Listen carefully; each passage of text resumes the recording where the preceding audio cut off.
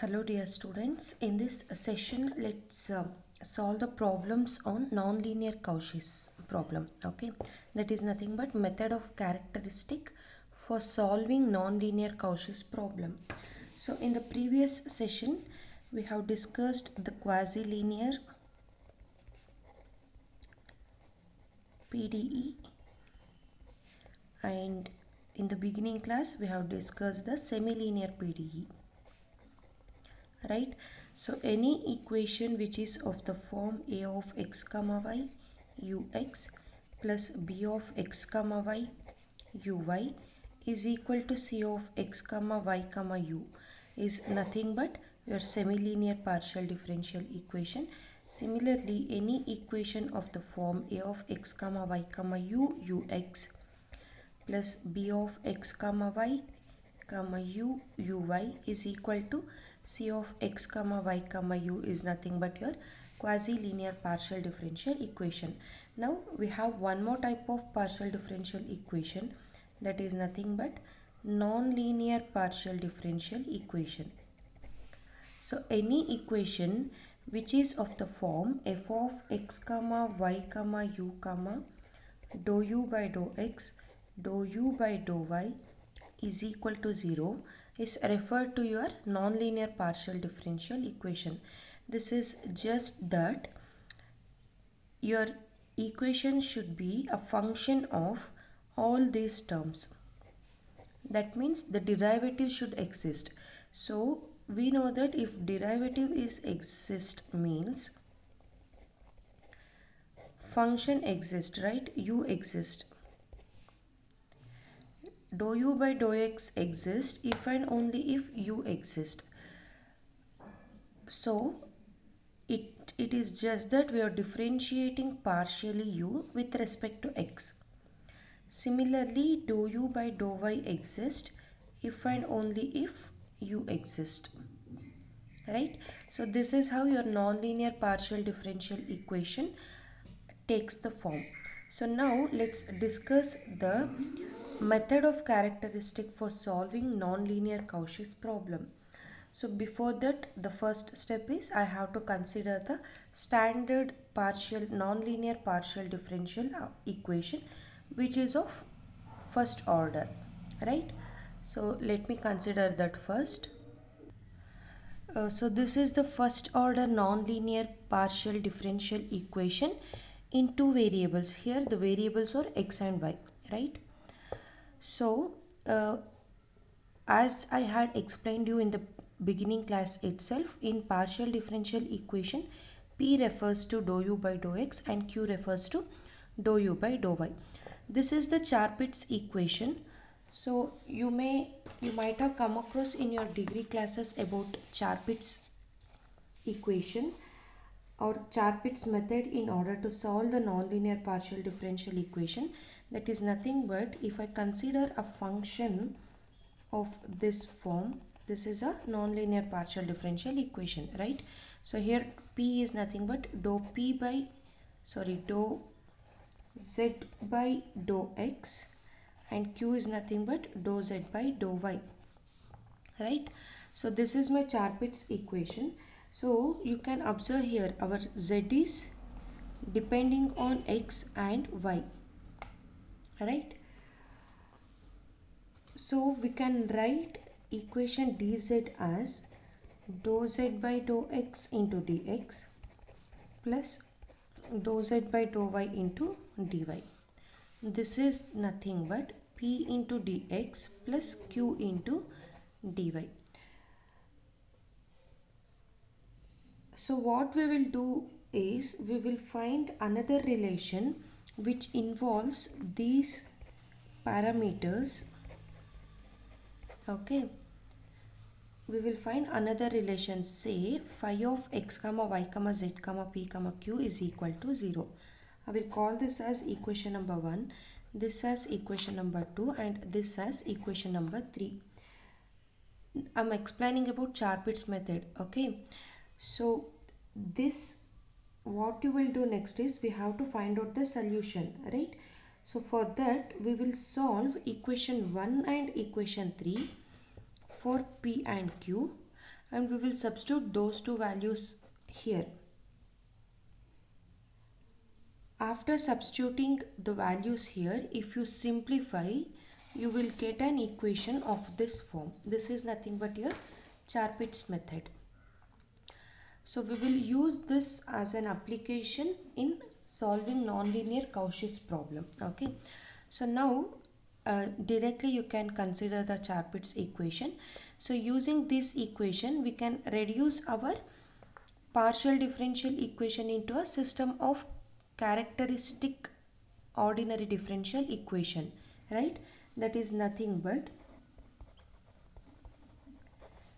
using these equations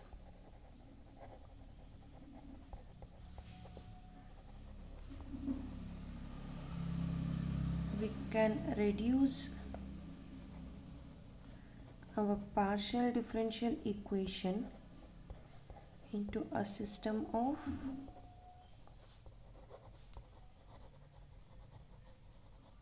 characteristic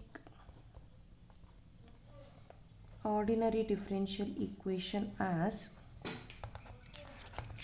so it will take the form dx by dt is equal to minus fp, which is equal, okay, then dy by dt will be minus fq,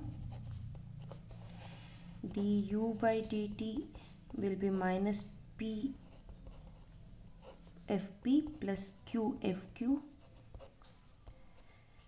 dp by dt will be equal to fx plus p fu, and dq by dt will be fy plus q into fu.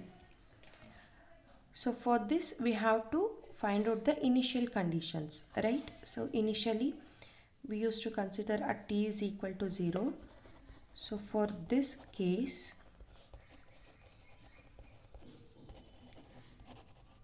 we have the initial conditions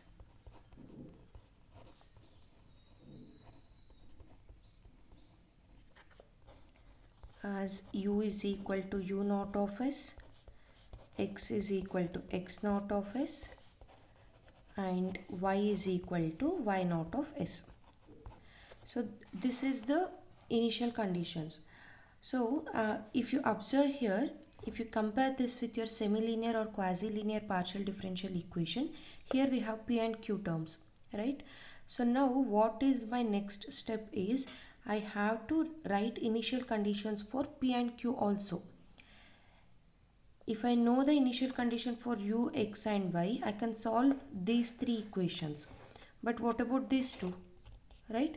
So again for these two equations, I have to find out the initial conditions.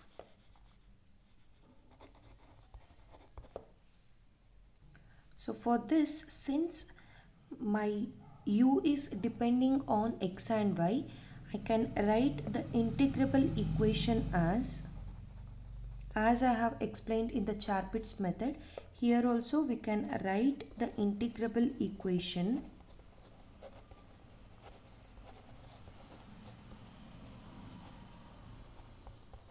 as du is equal to dou u by dou x into dx plus dou u by dou y into dy. This is as good as telling du is equal to p into dx plus q into dy, right? So now I will use this parameter s here and I will rewrite this equation as du by ds is equal to p into dx by ds plus q into dy by ds. So now at t is equal to 0, this equation becomes du by ds is nothing but u dash, right? So at t is equal to 0, it will become u naught dash of s, which is equal to p naught of s into x naught dash of s plus q naught of s into y naught dash of s. Call this as equation number 2. Okay. Similarly, at t is equal to 0, the equation 1, that is your general equation 1, can be rewritten as f of x. I have x, y, u, p and q, right? So x naught of s, y naught of s, u naught of s, p naught of s and q naught of s. This will be equal to 0. Call this as equation number 3. Now if you solve your equation 2 and 3, we get values for p naught of s and q naught of s, right? Now by solving equation 2 and equation 3, we get values for p naught and q naught as p is equal to p naught of s and q is equal to q naught of s. Okay, sorry, this is on solving your equation 1 and 3. So this is my 3 and this is my equation number 1. If you solve these two equations, you will get the values for p and q. So now using the same procedure which you had come across in semi-linear and quasi-linear, you can proceed with the problem. This is all about solving non-linear partial differential equation, okay, using the method of characteristics of Cauchy's problem. For better understanding of the concept, let us solve some problems on this method, okay. So I have taken an equation, that is pq minus u is equal to 0 with u is equal to y square when x is equal to 0. This is my initial conditions. So now the first step is considering the given equation and call that equation as equation number 1. Since it is a non-linear partial differential equation, obviously it will be in this form, right? Function of x comma y comma u comma p comma q, which is equal to 0. So since it is a function of these variables, we can express this as f is equal to pq minus u. This is nothing but, this is as good as telling that f is a function of p, q and u, where p and u are the partial derivatives of x and y with respect to x and y, right? So now I have to find out dou f by dou x, dou f by dou y, dou f by dou u, dou f by dou p, dou f by dou q. Why I have to find out all this? Because in my Chapman's equation I have all these terms, right? In the denominator you can observe we have all the terms. So from the given problem I have to find out all these terms, unknown terms, okay. So since f is equal to pq minus u, if you differentiate your f with respect to x, you will get q, right? Because this is nothing but f is equal to dou u by dou x into dou u by dou y minus u.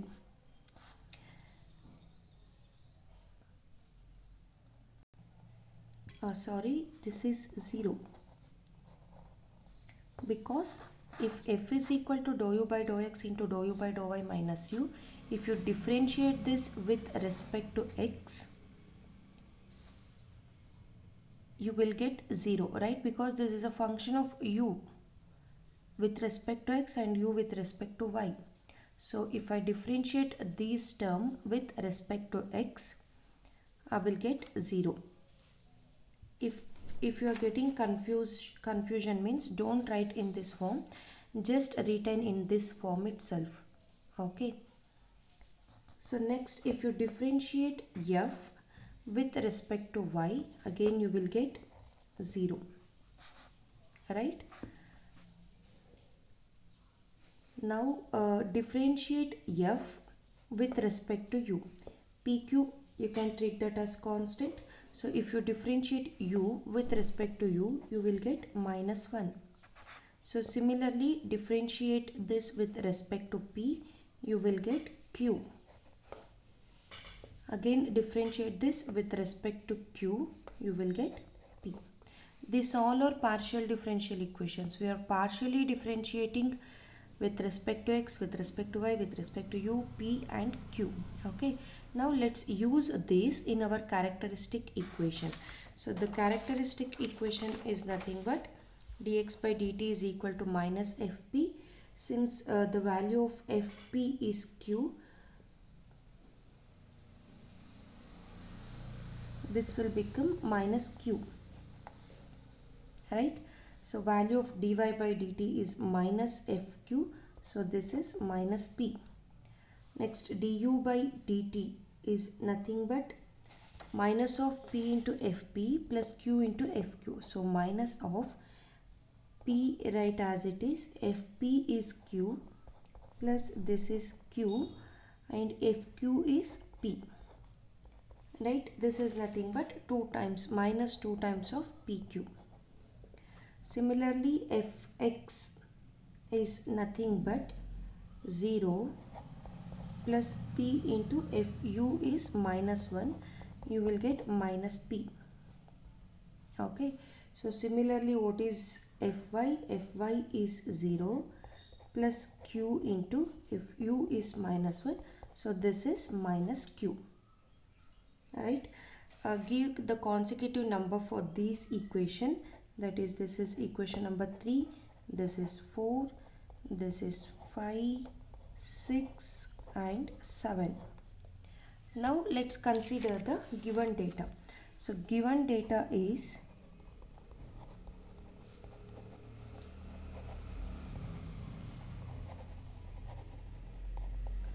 u is equal to y square when x is equal to 0.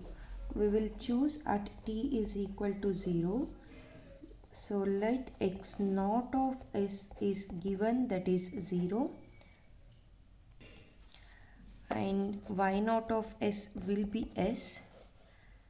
U naught of 0 comma s is s square. Right. So now consider du is equal to dou u by dou x into dx plus dou u by dou y into dy. This is in order to find the values for your p and q, that is initial conditions for p and q. Okay. So when t is equal to 0, this will become u naught dash of s is equal to p naught of s into x naught dash of s plus q naught of s into y naught dash of s. Substitute the values here. You will get u naught of s is s square. If you differentiate that with respect to s, you will get 2s. P naught of s, x naught is 0, so you will get 0 here. Q naught of s I will retain as it is. Y naught is yes. If you differentiate with respect to s, you will get 1.